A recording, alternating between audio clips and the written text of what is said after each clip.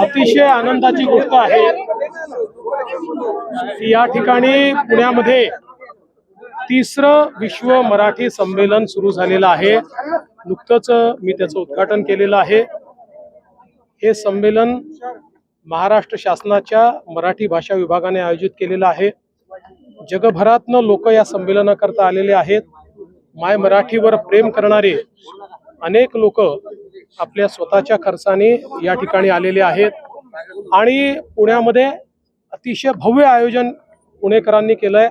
आपण बघितलं असेल, सुंदर अशी ग्रंथदिंडी या ठिकाणी निघालेली आहे।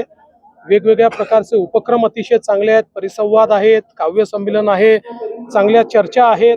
त्यामुळे एक प्रकारची साहित्यिक मेजवानी देखील, विचारांची मेजवानी देखील पुणेकरांना मिळणार आहे।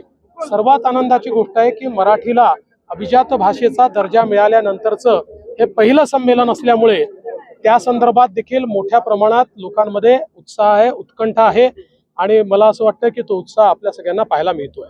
दिल्लीतील मराठी शाळांमध्ये शिक्षणाचा वादविवाद होणं गरजेचं आहे। आपण प्रेम करतो मराठी भाषेवर। असं आहे की वाद विवाद संवाद या सगळ्या गोष्टी चालत असतात, फक्त विसंवाद होऊ नये एवढंच आपल्या सगळ्यांना बघितलं पाहिजे, संवाद सुरू राहायला पाहिजे। सर, बजेट होतंय 1 तारखेला, मोठी अपेक्षा आहे लोकांना, बजेट नेमकं कसं असेल राज्यात? हे जे काही आपलं साहित्य संमेलन या ठिकाणी चाललेलं आहे, या साहित्य संमेलनामध्ये संपूर्ण जगभरातनं जे लोक आलेले आहेत त्यांची सेवा करण्याकरता पुणेकरांनी देखील अतिशय उत्तम व्यवस्था केलेली आहे। आपण देखील त्या व्यवस्थेचा लाभ घ्या। ठळक घडामोडींसाठी देशोन्नती न्यूज चॅनलला सबस्क्राईब करा आणि बेल आयकॉन प्रेस करा। मुंबई, पुणे, नागपूर, मराठवाडा असो का विदर्भ, राजकीय, सामाजिक, शैक्षणिक क्षेत्र असो का क्रीडा, सर्वच घडामोडीचे विश्लेषण पाहायला विसरू नका। फक्त देशोन्नती न्यूजवर।